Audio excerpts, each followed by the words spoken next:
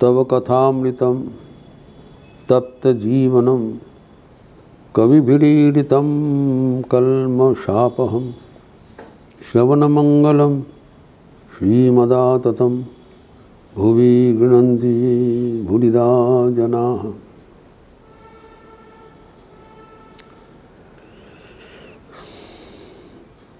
दत्तात्रेय के 24 गुरु का बात चल रहा था।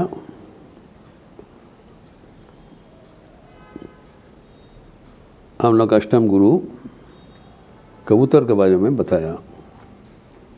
कबूतर से सीखना है कि निर्मोह होना जरूरी। मोह हमें बंधन में फंसा देता है। हम स्वाधीन आत्मा, स्वाधीन आकाश में विचरणकारी हैं, लेकिन मोह का कारण हम बद्ध हो जाते हैं। और मोह हमारा ही मन का कल्पना है। मोह बोल के कुछ है नहीं, वो हमारे एक अज्ञान जनित कल्पना, जिससे हम देखें कि कबूतर सिर्फ मोह का कारण शिकारी का जाल में फंस जाता है।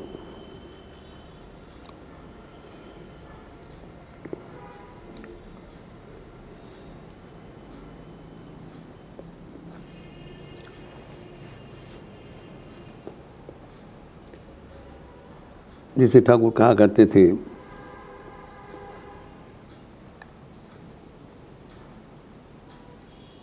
बिल करे घुनी पाते मीन ताते पड़े भाते। पालावार पौत आछे तो वो मीन पालाते ना रहे।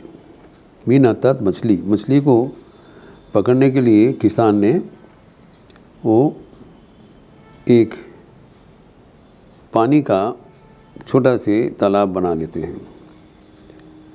उस रास्ता से मछली लोग आते हैं, भी चले भी जा सकते हैं, लेकिन आने के बाद जो पानी का जो मीठा आवाज़ और दूसरे मछलियों के साथ जो खेल का आनंद, इससे मोहित हो जाते हैं। यद्यपि जब तक वो रास्ता खुला है, वो जिस मार्ग से आए हैं उस मार्ग से चले जा सकता है। नदी में रहा करते थे, वो भटकते हुए यहाँ पर आ गया, किसी को आंगन में प्रवेश कर लिया। जब देखा चारों ओर ये बद्ध है, ये नदी नहीं है, तो अनायास वो जिस रास्ते से आए उस रास्ते से चले जा सकते हैं, लेकिन नहीं जा सकता है, नहीं जाता है। वो मोह में फंस जाता है। अर्थात संसार में मोहजनित जो बंधन, उसमें अगर ना फंसे तब हम सदा ही मुक्त हैं।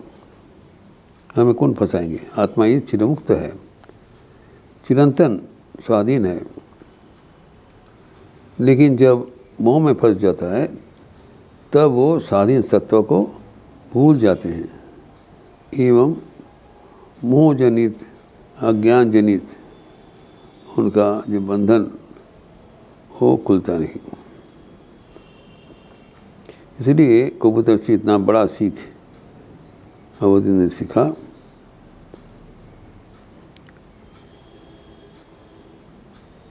एवं हम देखे हैं कि जब हम मोह मुक्त हो जाते हैं तब हमारा ईश्वर के साथ जो सदैव युक्ति है, जो रिश्ता है, वो प्रकाश हो जाता है। इसके आगे जो नवम गुरु का बात बताया वो है अजगर सर्प। हम जानते हैं अजगर सर्प का दो विशेषता है। वो अपने शिकार के लिए कहीं पर इधर उधर नहीं करता है, वो चुपचाप निश्चेष्ट हुए पड़े रहते हैं और वो एक जगह में रहना पसंद करता है, स्थिर रहता है, अचंचल।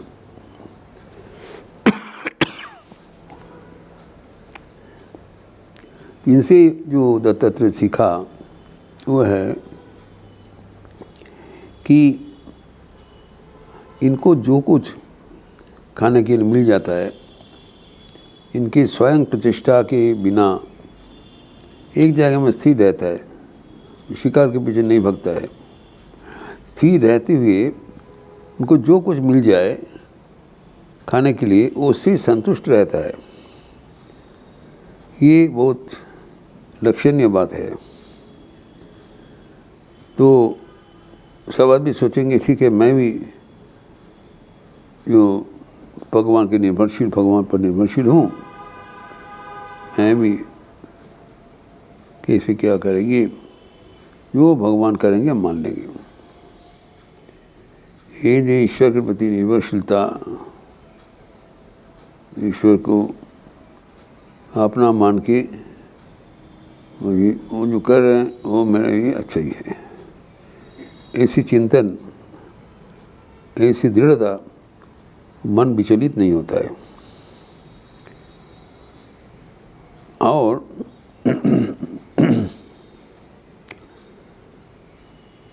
उनकी जो आवागमन इधर उधर नहीं होता है, जिस चेष्टों के पड़े रहते हैं, उसमें उनका धैर्य एवं अपरिग्रह ये परिस्फुट होता है। और वो जो स्थिर रहना, उसके लिए इनको कोई आसक्ति नहीं है, वो स्थिर रहता है, चलता नहीं, अचंचल रहता है, लेकिन संतुष्ट रहता है। द मोस्ट इम्पोर्टेंट, संतोष ही हमारा जीवन का सबसे बड़ा प्राप्ति है। श्री मां शारदा भी कहा करते थे कि संतोष से बड़ा धन कुछ नहीं है। हमारे सबसे महामूल्यवान जो संपदा है वह संतोष, कॉन्टेंटमेंट। जब मन संतुष्ट रहते हैं तब उस मन में सब कुछ हम कर सकते हैं। और असंतुष्ट होगा मन, उससे हमारा काम नहीं बन पाएगा। तो मन का जो संतुष्टि का जो अवस्था है वो अजगर से हम सीख सकते हैं। इसीलिए कहा जाता है कि अजगर वृत्ति, जो बहुत ऊँचे महात्मा है वो अजगर वृत्ति धारण करते हैं, अर्थात वो इधर उधर भी नहीं भगता है। उनके पास उनका भोजन का सामग्री अपने आप पहुंच जाता है, कारण वो भगवान के ऊपर संपूर्ण रूपेण निर्भरशील, वो भगवान को पाने चाहते हैं। और उसके लिए जो उनका जो समय वो देने के लिए तैयार है, कोई अर्ज नहीं, चुपचाप पड़े रहते हैं। तो ये जो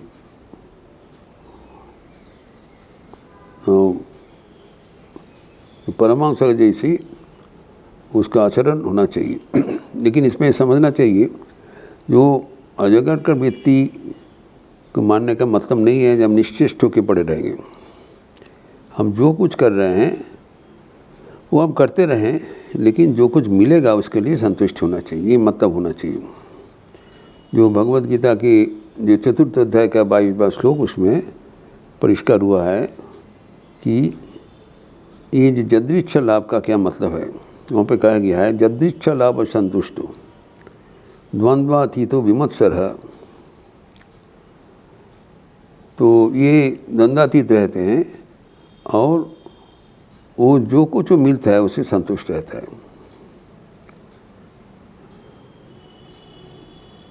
तो समस्त सिद्ध वसुद्युचो कृत्वापि न निबद्धते। वो जो कर्म करते हैं उसमें प्राप्ति और अप्राप्ति, सिद्धि असिद्धि से वो निश्चल रहता है, क्योंकि वो कर्मयोगी जैसे जिस उद्देश्य से कर्म करते हैं, कर्म करने से उसका फल सुफल और कुफल जो कुछ होगा, लेकिन वो कर्म का फल के लिए वो बद्ध नहीं होता है, वो निश्चित रहता है। कर्म करते हुए भी वो स्थिर रहता है। वही ना है कर्मयोग का रहस्य कि वो निरंतर कर्म करते हैं, लेकिन उसमें उनका कोई मानसिक चंचलता नहीं होता, मानसिक स्थिर है। मानसिक चंचलता अगर हम फल का उद्देश्य लें तभी होगा, उसमें क्या होगा, टेंशन होगा, फल होगा। अगर उससे कोई मतलब नहीं है, वो संतुष्ट है, कुछ पाने के लिए वो कर्म नहीं कर रहे हैं, जो कर्म जो होगा वो अपने आप उनको मिलेगा, उसके लिए उनका कोई प्रयास करने की ज़रूरत नहीं है। ये है आदर्श जीवन। निरंतर कर्म करते हुए कर्म का जो बंधन से वो नहीं फंसेगा। तो जैसे कि यहाँ पर हम देखें कि अजगर जो निरंतर कर्म करने का तो बात नहीं है, लेकिन उसका जो एटीट्यूड है वह है शांत स्वभाव, संतुष्ट। ये हमें सिखाता है कि इसमें कोई मानसिक विक्षिप्त का बिना शांत ढंग से शरीर जीवन चलाना, उसका आदर्श है। वो अजगर का सर्प हमें दिखाता है। वो शांत है, कोई शिकार के लिए उनका कोई प्रचेष्टा नहीं है, जो मिल जाता है उससे संतुष्ट है और चलता फिरता नहीं। एक स्थान में बैठ के चलता फिरता नहीं, मतलब वो चल के किसी के साथ कोई ना प्रार्थना करते हैं ना कुछ चाहते हैं, आत्माराम है। तो अर्थात जो साधक होगा वो अपने पर वो स्थिर रहेगा। अजगर के जैसे निश्चिष्ट है, आपना ते आपनी थे कमो जीवना को कारो करे, जा चाहे घरे बसे पावे खोजो निज अंतपुरे। ये बांग्ला गान में लिखा है कि अपने पर ही अपनों को रहना चाहिए, इधर उधर भागने से कुछ नहीं मिलने वाला है। जो आप चाहते हो स्वयं भीतर से ही भगवान उसको आपको उपलब्ध करवा देंगे। हम कुछ पाने के लिए इधर उधर दिन भर प्रयास करते रहते हैं, ये अजगर वृत्ति नहीं है। अजगर वृत्ति है शांत ढंग से एक ही जगह में रहना, और हमारे जो कुछ चाहिए होगी वो स्वयं भगवान पूर्ण कर देंगे। और एक जो कहानी से श्री रामकृष्ण ने सबको समझाया कि जो भगवान के ऊपर निर्भर करके अगर पड़े रहने से भगवान सब कुछ उपलब्ध करा देंगे। निर्भरता चाहिए, निर्भरता चाहिए। एक ठाकुर का एक कहानी है कि एक व्यक्ति कुमार ब्रह्मचारी थे, जब उम्र हुआ भिक्षा करने के लिए नगर में गए। जब भिक्षा देने के लिए परिवार के बहू तो वो भिक्षा देने के लिए आए, तो उन्होंने कहा कि उनकी कुछ शारीरिक क्या हुआ, इनका जो सीना में कुछ गड़बड़ है क्या। तो उन्होंने माता जी बताया नहीं बेटा, इसको अभी संतान होने वाला है, इसलिए इसको स्तन में भगवान दूध का बंदोबस्त किया है ताकि संतान होने से दूध मिलते रहें। संतान नहीं हुआ, संतान होने का पहले ही बंदोबस्त भगवान ने कर दिया। तो उन्होंने सोचा तो ये तो बहुत अच्छा है, अगर भगवान इनके लिए जो बंदोबस्त बच्चा के लिए बंदोबस्त किया है तो मेरे लिए भी बंदोबस्त किया होगा, तो मैं और भिक्षावृत्ति के लिए नहीं जाएंगे। ऐसे विश्वास होना चाहिए। अगर भगवान के प्रति पूर्ण विश्वास सहकार हम निर्भर करते हैं, जो कुछ हमें मिले उससे संतुष्टि होगा और मन बराबर ईश्वर केंद्रित रहेगा।